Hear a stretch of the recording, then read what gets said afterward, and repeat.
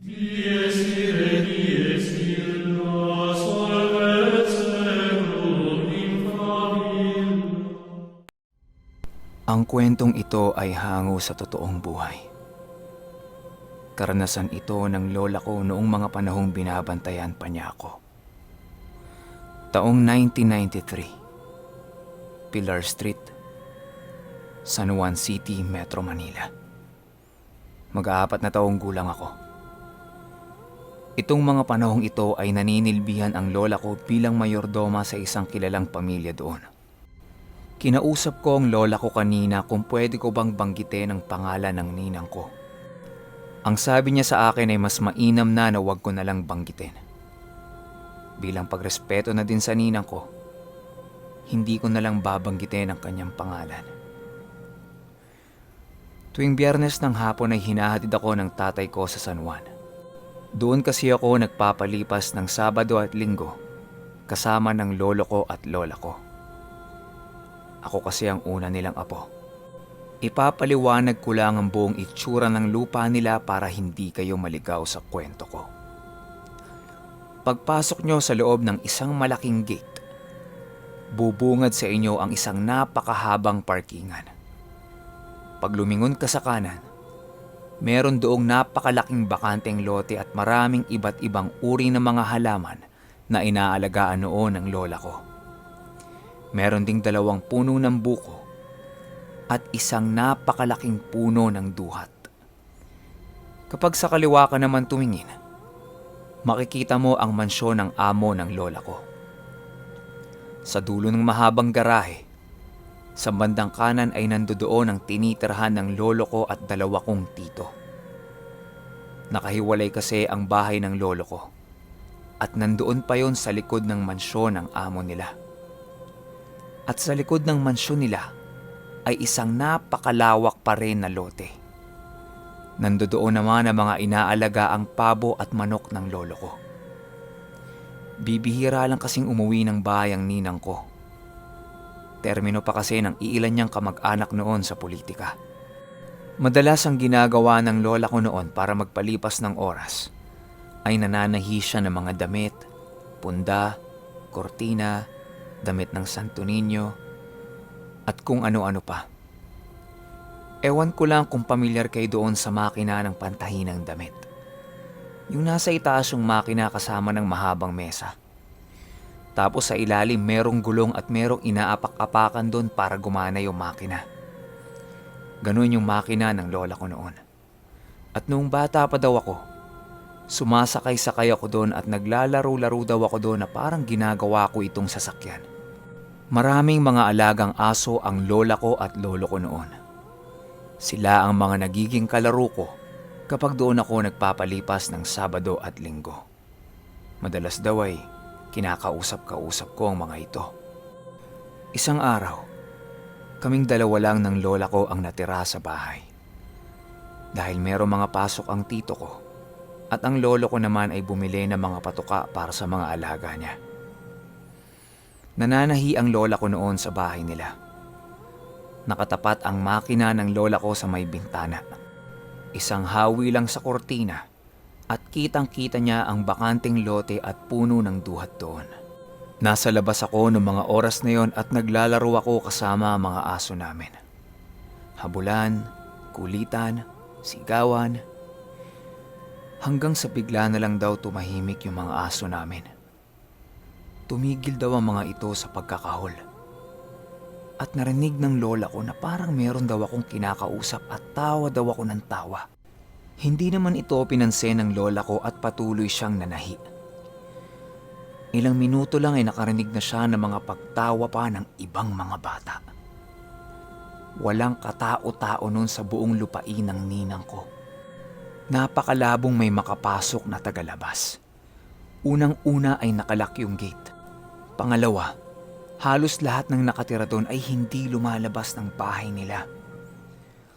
Nagtaka ang lola ko sa narinig niya. At ang sabi niya sa isip niya ay, bakit ang daming tumatawa? Tumayo ang lola ko. Hinawi niya ang kortina sa may bintana. Paghawi niya ng kortina, Nanlaki ang mga mata ng lola ko sa nakita niya. Nakita niya akong merong mga kalaro. Nakaupo daw ako sa puno ng duhat at tawa ako ng tawa habang sumasayaw yung 3 kong kalaro. Ayon sa pagkakalarawan ng lola ko, ang isa daw ay sobrang itim ng balat at kulay dilaw daw ang mga mata nito. Ang isa naman ay sobrang liit at mahahaba ang mga tenga. At ang pinaka nagpagimbal sa kanya ay yung merong napakalaking mga pakpak. Kulay puti ang damit, matutulis ang tenga, at itim na itim daw ang mga mata. Huminga papasok ng mabilis ang lola ko. Paghinga niya ay tumingin sa kanya ang 3. At pagkurap na pagkurap niya, wala na daw ang mga ito. Nang tingnan ako ng lola ko, nakangiti daw ako at tawa daw ako ng tawa. Kabadong kabado daw ang lola ko noong mga oras na yon. Akala niya'y kukunin na daw ako ng kung ano man yung mga yon. Pagkatapos ng insidente, agad akong pinagbihis ng lola ko at umalis kami sa San Juan. Ibinalik niya ako sa Bacood at kinuwento niya sa tatay ko at nanay ko ang nasaksihan niya. Sakto namang nandun si Tito Jerry at nag-iinuman sila ng tatay ko. Agad-agad daw ay tinawas kaming 2 ni Tito Jerry. At ang lumabas daw sa tawas namin ay isang duwende, isang laman lupa, at isang mataas na uri ng engkanto. Mga bata pa daw itong mga to at nakikipaglaro lang. Ang sabi pa ni Tito Jerry, posibleng yung maliit na may mahabang tenga ay isang duwende.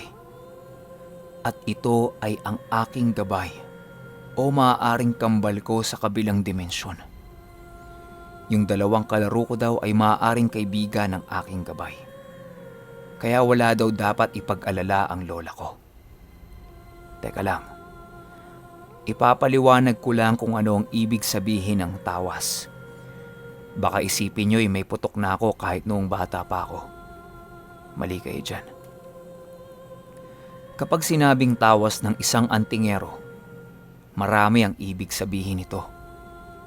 Pwede niyang makita kung ano ang nanggulo sa'yo, kung ano ang nagambala mo, kung anong klase ng uri ng elemento ang nagbibigay sa'yo ng sakit, at napakarami pang iba.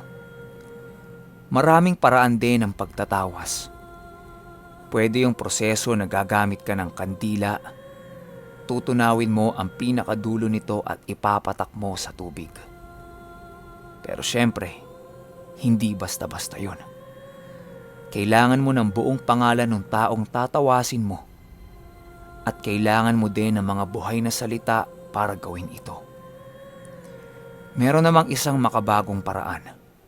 Ito yung ginagamit na ni Johnny. Kukuha ng papel, kukunin niya ang buong pangalan mo, at gagamitan niya ito ng buhay na salita.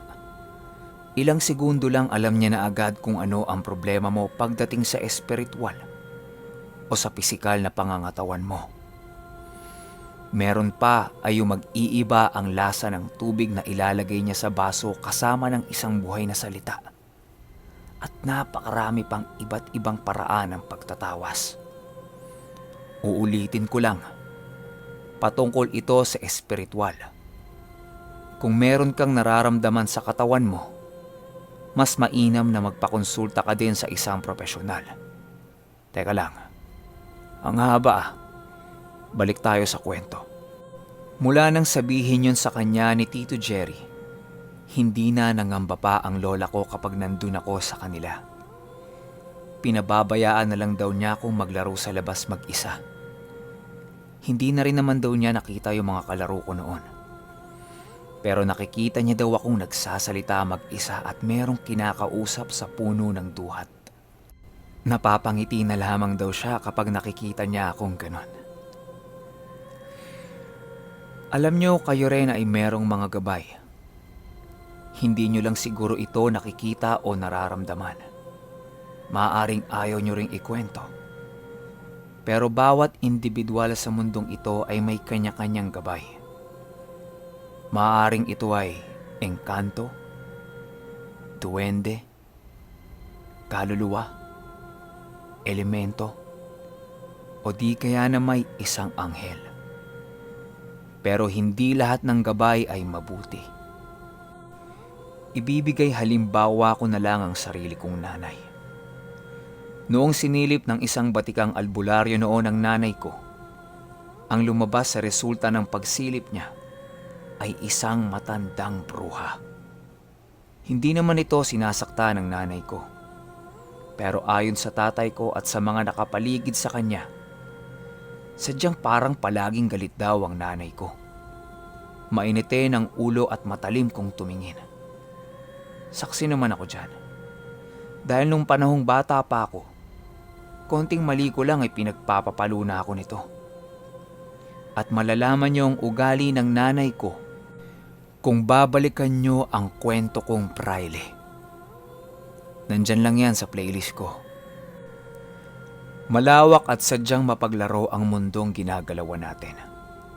Hindi tayo ang nauna dito. Kaya mainam na irespeto natin ang lahat ng nasa paligid natin. Hindi ito magiging kabawasan sa ating pagkatao. Binuksan ko lang ang istoryang ito dahil sasalubungin na natin ang kabilang dimensyon sa mga susunod ko pang istorya. Handa ka na ba? O natatakot ka? Kung handa ka na, wag mong kakalimutang i-click ang like, share, notification bell, at lalong-lalo na ang subscribe button. Teka.